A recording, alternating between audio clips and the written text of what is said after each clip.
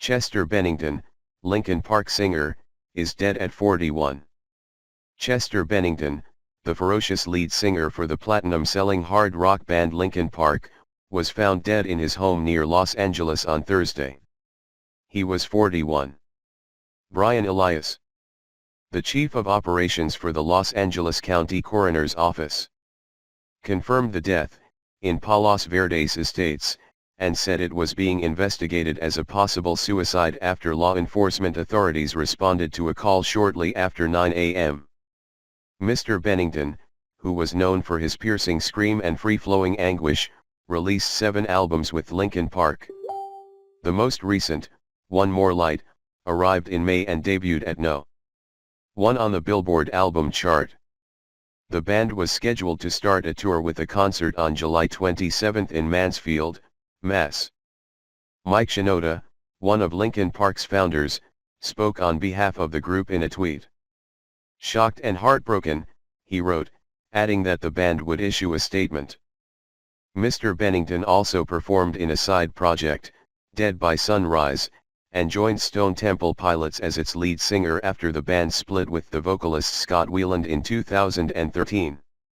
In May, he responded to the suicide by hanging of his friend the singer Chris Cornell in a note he shared on social media. "I can't imagine a world without you in it," he wrote. "I pray you find peace in the next life."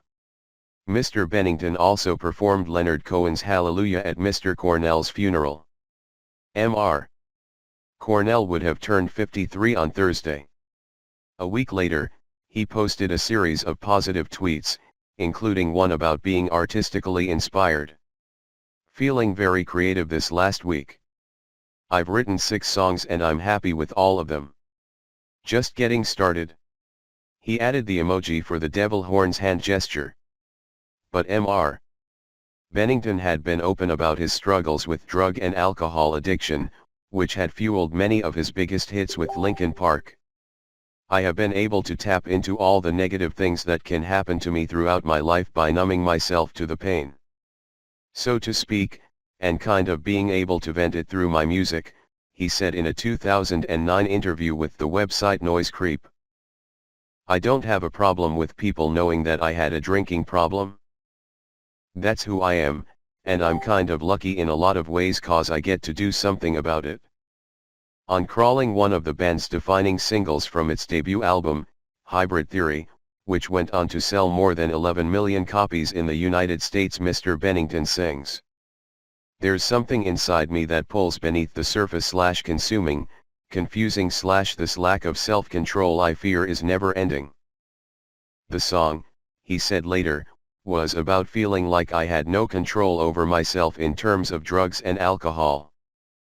"That feeling," he added, "being able to write about it, sing about it, that song, those words sold millions of records, I won a Grammy, I made a lot of money."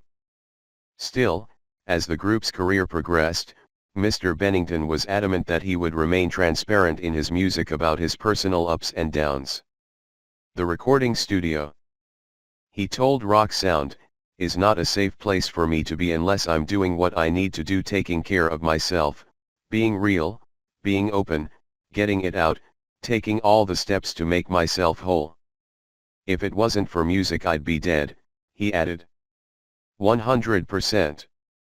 Chester Charles Bennington was born on March 20, 1976, in Phoenix, the youngest of 4 children. His mother was a nurse and his father a local police detective prone to pulling double shifts. Mr. Bennington described his childhood as unhappy, citing his parents' divorce when he was 11 and frequent molestation by an older friend, beginning when Mr. Bennington was about 7 or 8 and continuing until he was 13. "It destroyed my self-confidence," he said of the abuse in an interview with Kerrang! Magazine in 2008. "Like most people, I was too afraid to say anything. I didn't want people to think I was gay or that I was lying. It was a horrible experience." Mr. Bennington found solace in writing angst-filled poetry, in drawing, and eventually in music. He cited Stone Temple Pilots and Depeche Mode as 2 of his earliest influences. As a teenager, he started his first band, Grey Days, and gained something of a local following in the wake of the grunge explosion. At 23, Mr. Bennington was married and working in an unfulfilling job when a music industry acquaintance sent him a demo by the band Zero, featuring Mr. Shinoda, a California rapper and songwriter interested in mixing hip-hop and rock sounds. "I never pretended I could carry the vocals on my own," Mr. Shinoda told Kerrang. "I had these great melodies in my head, and I couldn't get them across. I wanted to find someone who could do them justice." After he auditioned an array of vocalists, he gave the job to Mr. Bennington, who had already recorded himself singing over the band's early work. Together they became Linkin Park. Hybrid Theory was released by Warner Bros. Records on October 24, 2000, at the peak of the teen pop mania fueled by Britney Spears and NSYNC. Despite its rougher edges, the album's raw emotion and radio-ready hooks found a mass audience and a fair amount of critical derision as part of the growing nu metal boom led by acts like Korn and Limp Bizkit. Mr. Bennington's worldview could be bleak and his lyrics self-lacerating, but his honesty and the steeliness of his vocals on tender subjects bred fierce loyalty in the band's listeners. Though the band was popular among the headbangers of Ozfest and the annual Family Values tour, it never shied from its pop sensibilities, as Mr. Bennington shifted easily between belting and growling. In the end, with his soaring chorus, reached No. 2 on the Billboard Hot 100 in 2001. Linkin Park pushed even further into the rap and pop realms on its 2003 follow-up, Meteora, which sold 4 million copies. The band even collaborated with Jay-Z on the platinum mashup album Collision Course the next year. The band's latest album, One More Light, features Pusha T and the grime rapper Stormzy and uses songwriters who have written for Justin Bieber and Selena Gomez.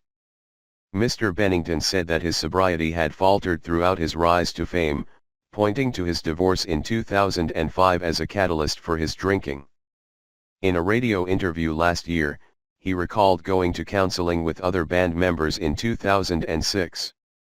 "I knew that I had a drinking problem, a drug problem, and that parts of my personal life were crazy," he said, "but I didn't realize how much that was affecting the people around me until I got a good dose of Here's What You Really Like." Mr. Bennington married Talinda Bentley, a schoolteacher and former model, in 2006. In a Wired article the next year, he revealed that he and his wife had been victims of an aggressive cyberstalker who had gained access to everything from their social security numbers to their social plans. The experience was deeply unsettling, leading Mr. Bennington, who was famously open and available to his fans, to withdraw. "It sparks the sort of anger you don't normally experience," he told Wired.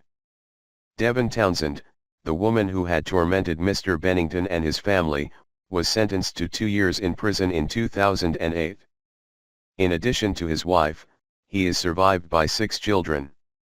Despite his years of turmoil, Mr. Bennington was optimistic in interviews during the lead-up to the new Linkin Park album this year. "Where I'm at right now in 2017 is as far on the opposite side of the scale to where I was at this time in 2015, he told Rock Sound. "I literally hated life and I was like, I don't want to have feelings.